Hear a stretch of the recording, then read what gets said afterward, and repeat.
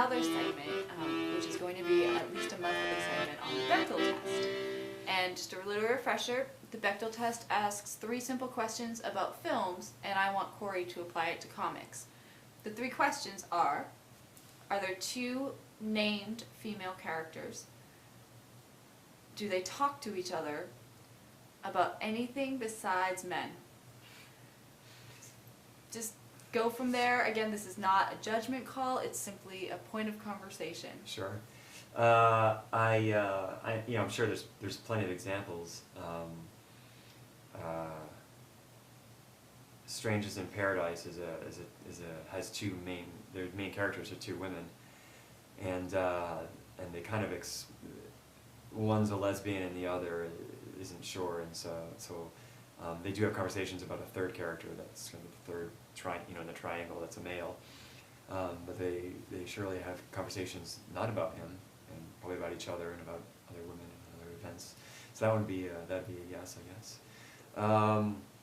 We had a question about the Avengers, actually. Yeah, the Avengers. Well, the Avengers movie I did, because I did look at the Bechdel's website there, and the Avengers the movie I saw did not pass because while there is the Black Widow and Maria Hill, the assistant to Nick Fury of S.H.I.E.L.D., they actually don't talk to each other ever.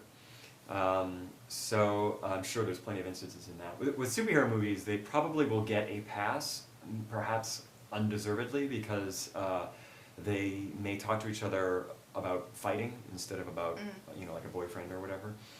And hopefully not fighting over a boyfriend. Yeah, right. Or the fight is a guy. Maybe they're not fighting over him, but they have to fight a bad guy who is a guy. Female creators is kind of used to be more of a rarity, more or less.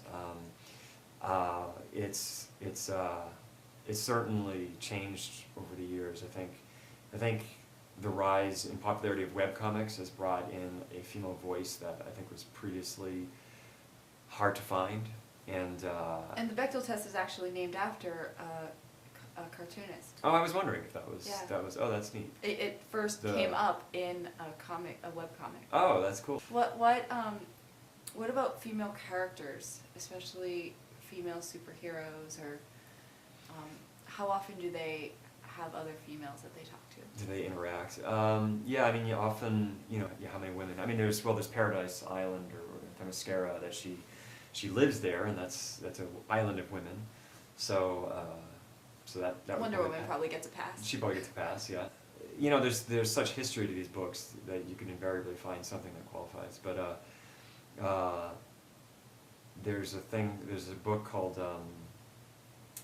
what's it called? Birds of Prey, which is a Batman spin-off of mostly female characters, and all named. And I'm sure they, they'll talk about the mission. Is there any female creator right now that is highly prolific at this very moment? Well, yeah, I'm sure there are. I was going to say Kate Beaton is a webcomic artist, and she's hilarious, and not so much prolific, but she's very good and very funny, and she's got a collection of her webcomics out just recently. So I would recommend her. I think she has a unique voice and a unique way of a comedic approach that I think is driving a lot of sort of the direction of other artists. And one last question on this: why do you think that more female creators are coming out of webcomics? Well, I think webcomics is a venue where you don't have this boys' club kind of gate that you need to get through, even if it's unconscious or unintentional. Anybody can post anything on the internet, and you don't have to schmooze with guys that are acting like frat boys. And so I think the accessibility, and I think there's a community that has built around these webcomics and just the webcomics in general. So you've got sort of like the umbrella of just webcomics that is its own community, and then within popular webcomics, or even semi-popular, they build their own community within that. And I think they're very supportive. the internet is made for sharing, and that's perfect. It's made, especially right now, for sharing image-based content, and that's exactly what comics are. The internet is made for sharing. That's a song. It is. It's the new We Are the World. You know, I mean, you just look at Facebook and you know, you just scroll down your newsfeed and how many times you see an image with text. Yeah. And I wouldn't call those comics, but necessarily, but I think it's sort of, it's custom made where I think comics has a road to be consumed in a greater quantity than ever before. There's actually I don't know if it's a trend, but in the last 2 months, I ran into 2 separate artists on separate sides of the United States that were creating mini operas or musicals from memes, and specifically some comic memes Wow, that's on the fun. internet. Yeah, it's really, one of That's them's hilarious. called L'Opera.